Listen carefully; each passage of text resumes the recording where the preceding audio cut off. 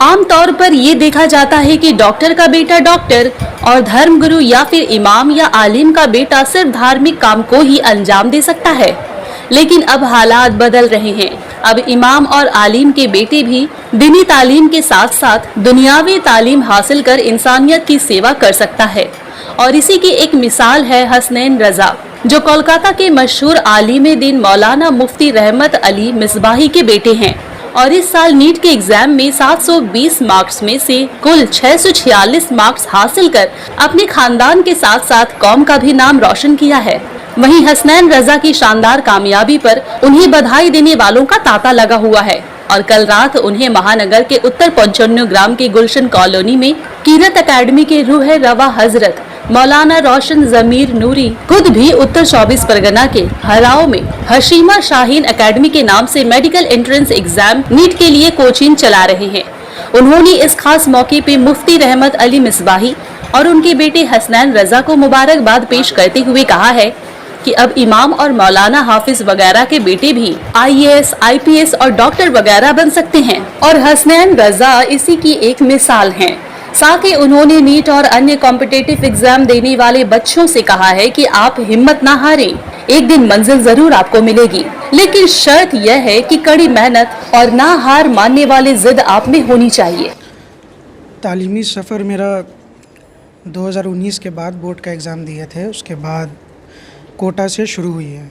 सबसे पहले हम कोटा गए राजस्थान में। वहाँ पर पढ़ाई के दौरान में ही लॉकडाउन लग गई, जिसके कारण पढ़ाई सही से मुकम्मल नहीं हो पाई। घर आ गया मैं और वो साल मेरी मार्क्स बहुत कम आई। फिर अगले साल मैं पटना गया, वहाँ रहमानी ठठी में रहकर सेल्फ़ स्टडी करके और कुछ बेहतरीन मार्क्स आए पिछले बार से, लेकिन फिर भी MBBS नहीं मिल पाया और मेरी हिम्मत टूट गई थी।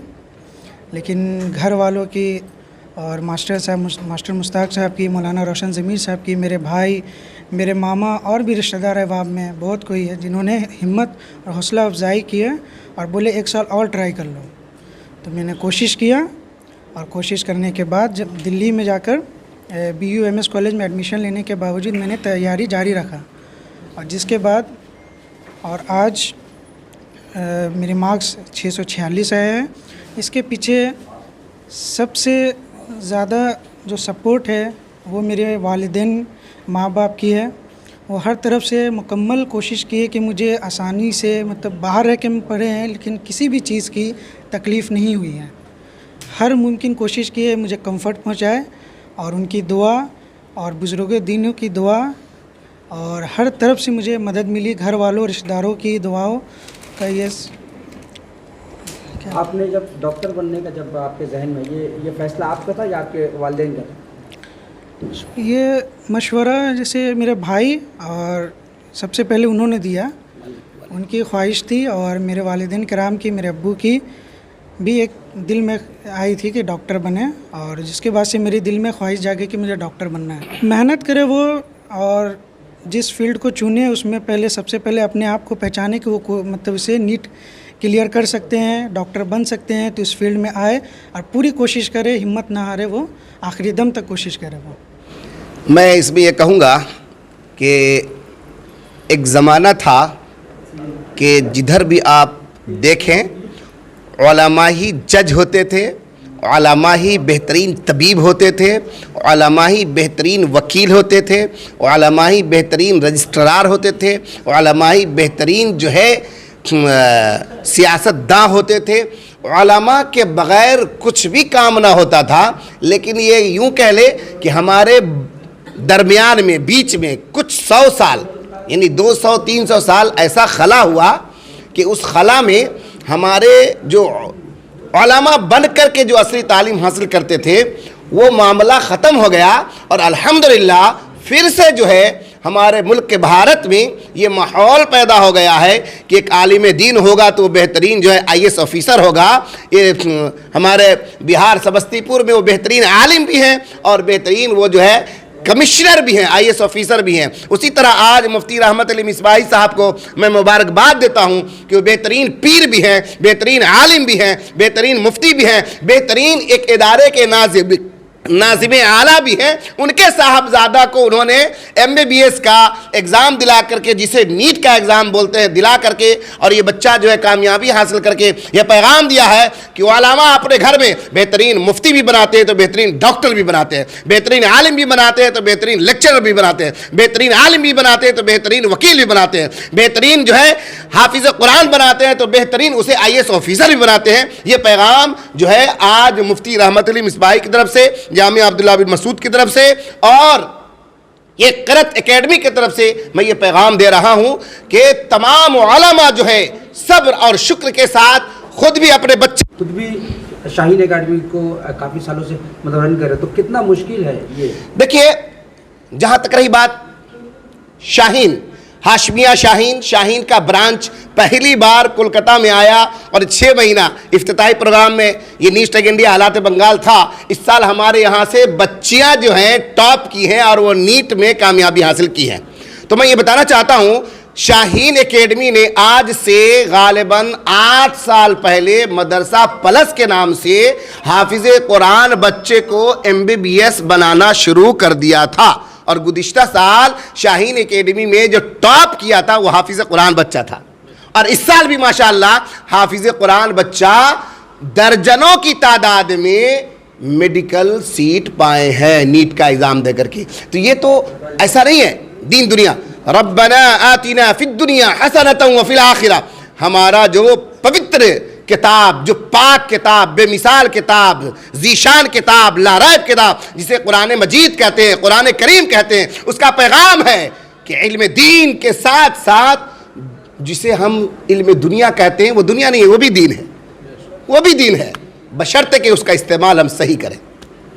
दीगर जो उलमा कराम हैं जो अपने बच्चों के मुस्तकबिल को लेकर सोचते हैं, तो एक नया नींव जो आज रखी गई है, तो यहाँ से आप क्या पैगाम देंगे? मैं ये पैगाम दूंगा तमाम उलमा को कि देखिए, पूरे भारत में जितना मेडिकल कॉलेज है वो फ्री कॉलेज है, जितना लॉ कॉलेज है फ्री कॉलेज है, जहाँ जहाँ IAS की तैयारी होती है गवर्नमेंट की जानिब से, जैसे सॉल्टलेक में ATI है, इस तरह के जितने भी एजुकेशन सेंटर है तमाम जगह पे फ्री मामला है। हम अपने हौसले को बुलंद करें, अपने बच्चे को बांग्ला मीडियम, अगर आपका बच्चा अच्छा पढ़ता है तो बांग्ला मीडियम में पढ़ाए, आपका बच्चा अच्छा पढ़ता है उर्दू मीडियम में पढ़ाए, आपका बच्चा अच्छा पढ़ता है हिंदी मीडियम में पढ़ाए। गवर्नमेंट ने स्कूल में पढ़ने के लिए जगह जगह प्राइमरी स्कूल, हाई स्कूल और कॉलेज बनाया है। अपने बच्चे में क्वालिटी पैदा करें, एहसास कमतरी से बाहर निकले, एहसास कमतरी से बाहर निकले, एहसास कमतरी से बाहर निकले और अपने बच्चे को अच्छा पढ़ाने की कोशिश करें। इंशाअल्लाह आपका बच्चा बेहतरीन कामयाब होता हुआ नजर आएगा। आप लोग दुआ करें बच्चे के लिए। इन्होंने अभी कहा कि पहले मैं तैयारी करने कोटा गया, फिर जो है पटना गया।